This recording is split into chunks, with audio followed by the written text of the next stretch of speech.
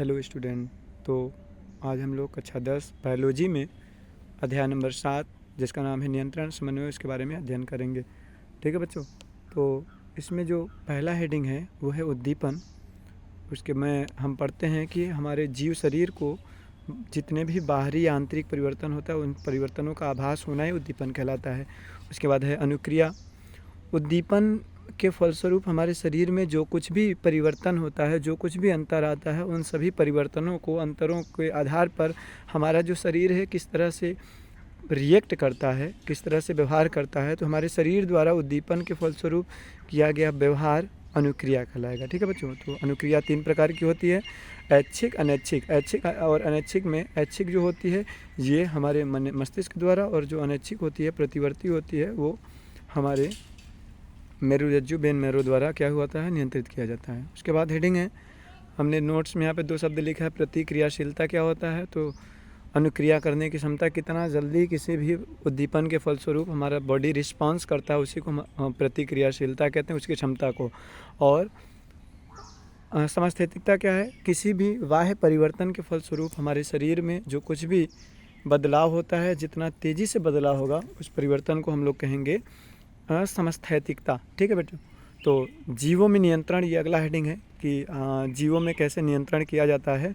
तो जो जीव हैं, ये जीव शरीर अलग अलग अंगों से, अलग अलग भागों से अपने शरीर के विभिन्न अंगों में एक दूसरे के साथ सामंजस्य बनाए रखते हैं और एक दूसरे के हिसाब से अपने आप को क्या करते हैं, क्रियान्वयन करते हैं। तो हमारे जीव शरीर में यानी मनुष्यों में स्पेशली 2 तरह के तंत्र पाए जाते हैं। जीवों में, जंतुओं में, है ना, 2 तरह के तंत्र पाए जाते हैं। उन दोनों तंत्रों में एक का नाम है तंत्रिका तंत्र और दूसरे का नाम है अंतःस्रावी तंत्र। ठीक है बच्चों। उसके बाद तंत्रिका तंत्र क्या होता है।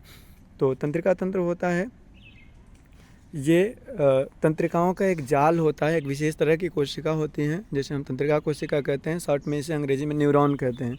तो ये तंत्रिका कोशिकाओं की जाल हमारे पूरे शरीर में फैली रहती हैं।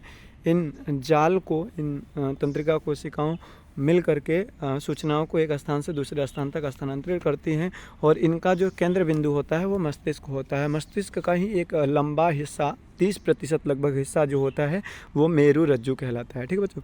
तो तंत्र का सबसे मेन जो भाग होता है न्यूरॉन या तंत्रिका कोशिका है।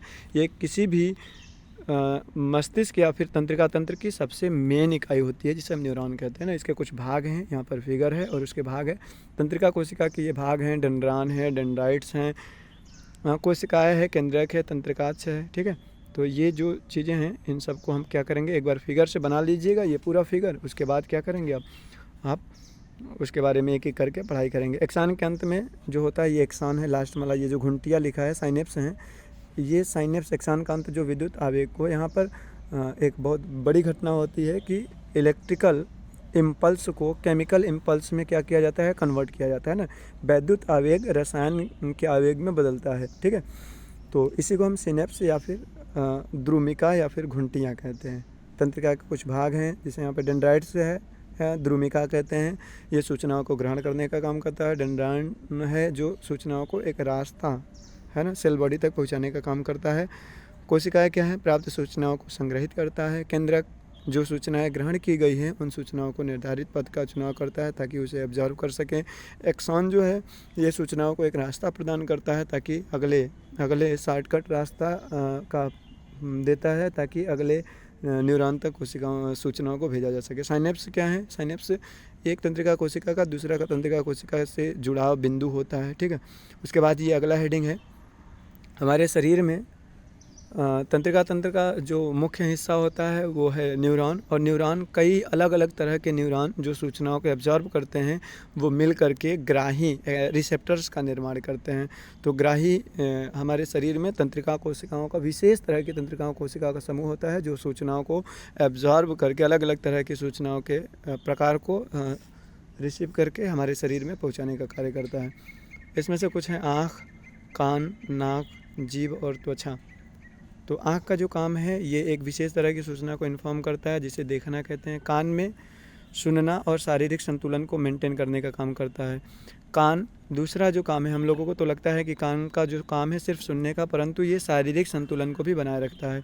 नाक जो है सूंघने, है ना, इसे अल्फैक्टरी रिसेप्टर्स कहते हैं, जो सुनने के काम में आता है। फोनो रिसेप्टर्स के रूप में जो है कान का काम करता है। जीभ जो है आपका गस्टेटरी के रूप में काम करता है ना। स्वाद ग्रंथियाँ होती हैं जो हमारे जीभ यानी मुँह में मांसल संरचना के ऊपर स्वाद बड, टेस्ट बड पाया जाता है। स्वाद ग्रंथि कहाँ पाई जाती है, उसके द्वारा ग्रहण की जाती है ना। त्वचा जो है हमारे शरीर में दर्द, आभास इत्यादि का अनुभव करता है, और ये एक विशेष तरह के ठंडा गर्म इत्यादि का अनुभव करता है, और ये एक विशेष तरह का ग्राही होता है ना। तो इसके बाद है प्रतिवर्ती क्रियाएं। ये इंपॉर्टेंट प्रश्न है, एग्जाम में कितनी बार पूछा गया है। तो प्रतिवर्ती क्रियाएं क्या होते हैं बच्चों? हमारे शरीर द्वारा या हमारे मस्तिष्क, हमारे शरीर द्वारा किया गया वो सभी उद्दीपन के प्रति अनुक्रिया जो अचानक हो जाए और उसका कंट्रोल हमारा ब्रेन न करके मेरुरज्जु करे। तो हमारे शरीर द्वारा किया गया वह प्रतिक्रिया जो हमारे ब्रेन द्वारा कंट्रोल ना हो करके मेरुरज्जु द्वारा कंट्रोल होती है, नियंत्रित होती है, उसे हम प्रतिवर्ती क्रिया कहते हैं। प्रतिवर्ती चाप में जो महत्वपूर्ण पॉइंट होते हैं वो होते हैं कि सबसे पहले हमें कोई भी उद्दीपन महसूस होगा, उस उद्दीपन को हमारा संवेदी अंग जो है, जो तंत्रिका अंग है, ग्राही अंग है, वो हमारे मेरुरज्जु तक पहुंचाएगा। इतना टाइम नहीं रहता है कि ब्रेन तक पहुंचाया जाए, ताकि अगर ब्रेन तक पहुंचाया जाएगा तो टाइम लगेगा, और टाइम लगने के बाद वो अंग कुछ ज़्यादा ही क्षतिग्रस्त हो सकते हैं। तो इसका जो चाप इम्पॉर्टेंट है कि उद्दीपन मिलेगा, ठंडा गर्म, है ना, मिलेगा, वो हमारे संवेदी अंग को प्राप्त होगा। वो अंग तुरंत मेरुरज्जु को सूचना देगा, और हमारा मेरुरज्जु वहाँ पे पाए जाने वाले जो गामक अंग हैं, है ना, अभिवाही अंग है, जो मांसपेशियाँ, उन मांसपेशियों को आदेश देगा, और फटाक से बहुत जल्दी से वहाँ पे क्या होता है, रिएक्टिविटी होती है, वो अंग वापस खिंच जाता है, उस स्थान से हट जाता है ना। तो उद्दीपन, फिर संवेदी अंग, फिर मेरुरज्जु, फिर गामक अंग और अनुक्रिया, इस तरह से ये इसका चाप कहलाएगा। तंत्रिका तंत्र के कार्य जो हैं, ये तंत्रिका तंत्र के कुछ महत्वपूर्ण कार्य हैं। ये नियंत्रण और समन्वय करता है जैविक क्रियाओं का, और इसका मेन जो भाग होता है जो मस्तिष्क होता है, ये सूचना समझने और याद रखने और लॉजिक करने के काम आता है। ये हमारे शरीर में होने वाले समस्त अनैच्छिक क्रियाओं को, जैसे श्वसन, हृदय स्पंदन यानी हार्ट बीट, या शरीर से वांछित पदार्थों को बाहर निकालने का काम करता है। प्रतिवर्ती क्रियाओं को स्वतः संचालित करने के लिए ये आवश्यक होता है। इसके बाद जो अगला हेडिंग है बच्चों, वह है मानव मस्तिष्क, ह्यूमन ब्रेन। ह्यूमन ब्रेन क्या होता है? ये शरीर के सबसे ऊपर एक महत्वपूर्ण अंग है, सबसे ऊपर महत्वपूर्ण अंग है, जो बहुत कोमल होता है। यह खोपड़ी में एक क्रेनियम नामक, झिल्ली नहीं लिखा है यहाँ पे, झिल्ली लिखा है, लेकिन क्रेनियम नामक कपाट में एक ना खोखले स्थान पर सुरक्षित रहता है। इस झिल्ली में 3 तरह की परत होती हैं, जिन्हें हम दृढ़ तानिका, जल तानिका और मृदु तानिका कहते हैं ना, ड्यूरामीटर, और यहाँ पर है एर्केनाइड और क्या है, पायामीटर। तो ये 3 तरह की झिल्लियों से घिरा होता है। इन झिल्लियों में मस्तिष्क हेतु ऑक्सीजन और भोज्य पदार्थ का संवहन तंत्र बिछा होता है। और उसके बाद जाल मृदु तानिका जो, तो पहला वाला जो है वो उसमें ये होता है, और जाल तानिका और मृदु तानिका के बीच में एक द्रव होता है। इससे हम जो क्या करता है, हमारे ब्रेन को बाहर से चोट से बचाता है, ठीक है। तो मस्तिष्क के प्रमुख भाग जो होते हैं वो अग्र मस्तिष्क होता है, अग्र मस्तिष्क, फिर उसके बाद मध्य मस्तिष्क, उसके बाद पश्चिम मस्तिष्क। अग्र मस्तिष्क में बच्चों 3 भाग होते हैं, जिसे हम प्रमस्तिष्क और थैलेमस और हाइपोथैलेमस के नाम से जानते हैं, ठीक है। उसके बाद अग्र मस्तिष्क का जो काम है, ये 60% हमारे माथा जिसे हम कहते हैं, फेस के जस्ट ऊपर, आँख के दोनों ऊपर जो होता है, ये अग्र मस्तिष्क है। ये सबसे ज़्यादा विकसित भाग होता है, जो क्या है, लॉजिक करने के लिए काम में आता है ना। उसके बाद है प्रमस्तिष्क, यह कल्पना करने के लिए हमें रिस्पॉन्सिबल होता है। और थैलेमस जो है, बाह्य वातावरण में जो भी घटनाएं, परिवर्तन जो भी होती हैं, उनको क्या कहता है, महसूस करता है। हाइपोथैलेमस हमारे शरीर के आंतरिक घटनाओं को आभास करने और उनके बीच में संतुलन बनाने के लिए, थैलेमस जो है बाह्य, वो हाइपोथैलेमस जो है आंतरिक संरचना। मिड ब्रेन जो है, ये क्या करता है, अग्र ब्रेन को यानी अग्र मस्तिष्क को पश्चिम मस्तिष्क से जोड़ने का कार्य करता है, ठीक है। पश्चिम मस्तिष्क क्या है, ये पश्चिम मस्तिष्क में 3 हिस्से होते हैं, अनुमस्तिष्क होते हैं, प्रोन्स होते हैं और मस्तिष्क पुष्ट होते हैं। ये पश्चिम मस्तिष्क स्पेशली क्या है, स्टोरेज का काम करता है, हमारे द्वारा चीज़ों को स्टोरेज करता है। यहाँ पे अनुमस्तिष्क ये अंगों के बीच में, जिसे हम सेरिबेलम कहते हैं।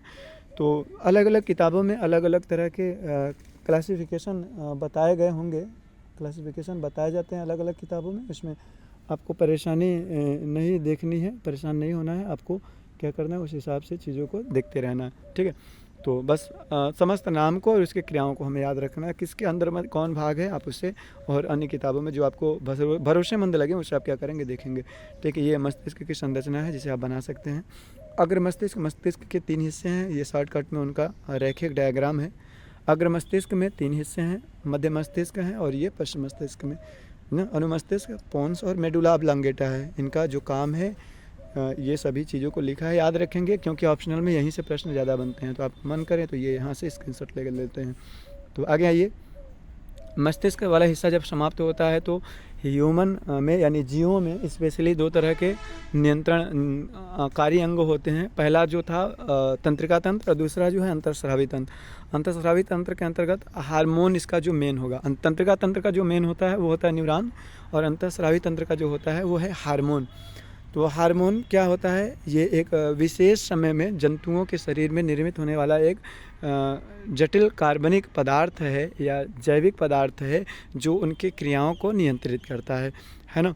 तो इनके द्वारा पदार्थ जो है वो तंत्र होता है, इनके द्वारा पदार्थ जो सेक्रेट होते हैं उसे हार्मोन कहते हैं। देखो बच्चों, हमारे शरीर में 2 तरह के तंत्र पाए जाते हैं। एक तंत्र को हम कहते हैं अंतःस्रावी तंत्र और दूसरे बहिस्रावी तंत्र। इन दोनों तंत्रों में अंतर एग्जाम में कई बार पूछा है कि अंतःस्रावी तंत्र और बहिस्रावी तंत्र में क्या अंतर है। तो अंतःस्रावी तंत्र जो होते हैं ये रक्त के द्वारा, रक्त नलिकाओं द्वारा स्रावित होते रहते हैं, लेकिन बहिस्रावी तंत्र जो होते हैं ये किसी विशेष अंग में ही स्रावित होते रहते हैं, है ना। इनमें स्रावित पदार्थ, अंतःस्रावी में हार्मोन बहता है और बहिस्रावी में जो होता है वो एंजाइम होते हैं। ठीक है, बीकर जिसे हम वीकर कहते हैं। ठीक, और हार्मोन, और यहाँ पर यह ग्रंथियों द्वारा होता है स्रावित, और ये अंग के आंतरिक दीवारों से, ये विशेष तरह की ग्रंथियाँ जिसे हम क्या कहते हैं अंतःस्रावी ग्रंथि के नाम से जानते हैं। और हार्मोन जो है विशेष तरह के अंग में उसकी दीवारों से स्रावित होती है। यह एक निश्चित आयु तक सक्रिय रहते हैं और ये क्या है, जन्म से ही सक्रिय हो जाते हैं। ठीक है, और जो उसके बाद ये अगला हेडिंग है, एक तंत्र है, एक तंत्र या एक अंग है जिसे हम कहते हैं पैंक्रियाज या अग्नाशय। यहाँ पे से दोनों एंजाइम और हार्मोन दोनों तरह के पदार्थ स्रावित होते हैं, इसलिए यह अंतःस्रावी और बहिस्रावी दोनों के रूप में कार्यरत होता है। इसलिए इसे हम क्या कहते हैं, मिश्रित ग्रंथि के नाम से जानते हैं। अग्नाशय जो है मिश्रित ग्रंथि है, इसमें से जो पदार्थ स्रावित होता है एंजाइम के रूप में 3 एंजाइम होता है जिसे हम ट्रिप्सिन, काइमोट्रिप्सिन, अग्नाशय लाइपेज और एमाइलेज, ये सभी स्रावित होते हैं। और इन्हें हम जो ट्रिप्सिन है ये प्रोटीन को पाचित करता है, अग्नाशय जो है वसा का पाचन करता है और एमाइलेज जो है कार्बोहाइड्रेट का पाचन करता है। हार्मोन में 2 तरह के हार्मोन स्रावित होते हैं। पहला जो है अल्फ़ा ग्लूकेगॉन जो बीटा कोशिकाओं से स्रावित होते हैं, और दूसरा जो है इंसुलिन स्रावित होता है जो काफ़ी इम्पोर्टेंट होता है। इंसुलिन की कमी से या इंसुलिन जब शरीर में कम स्रावित होता है तो मधुमेह, डायबिटीज़ या शुगर रोग हो जाता है, जो कि रोगी के यूरिन में, पेशाब में ग्लूकोज की मात्रा बढ़ने से क्या है उसके शरीर में बहुत सारे प्रॉब्लम उत्पन्न होते हैं। तो हार्मोन इंसुलिन जो कि अग्नाशय से स्रावित होता है, जो कि एक तरह का मिश्रित ग्रंथि है ना। ये लैंगरहैंस की द्वीपिकाओं से स्रावित होती हैं। ये अगला हेडिंग देखें, एंजाइम और हार्मोन में अंतर क्या है बच्चों। तो एंजाइम और हार्मोन में ये कई बार भी एग्जाम में प्रश्न पूछा गया है, तो आप इनमें अंतर ध्यान रखेंगे। हार्मोन जो होते हैं अंतःस्रावी ग्रंथि से, और हार्मोन एंजाइम, हार्मोन जो है अंतःस्रावी और एंजाइम बाह्यस्रावी ग्रंथि से बहता है। हार्मोन जो है रुधिर नलिकाओं में चलता है और ये विशेष तरह की नलिकाओं में और या अंगों में चलता है। यह नलिका युक्त पदार्थ, यह नलिका विहीन पदार्थ है। अगर हार्मोन जो होता है उपयोग के बाद नष्ट हो जाते हैं, जबकि एंजाइम जो है लंबे समय तक बने रहते हैं। हार्मोन वसा में और पानी में, वसा में तो घुलनशील होते हैं लेकिन पानी में नहीं, लेकिन यह वसा में नहीं घुलते हैं। एंजाइम वसा में नहीं लेकिन पानी में घुल जाते हैं। तो आगे है हार्मोन के बारे में कुछ एक डेफिनेशन है कि यह एक जटिल कार्बनिक पदार्थ जो प्रोटीन अमीनो अम्ल से बनते हैं। ये जीव शरीर में मैसेज को ट्रांसफ़र करते हैं और उसको अपने हिसाब से कंट्रोल करते हैं।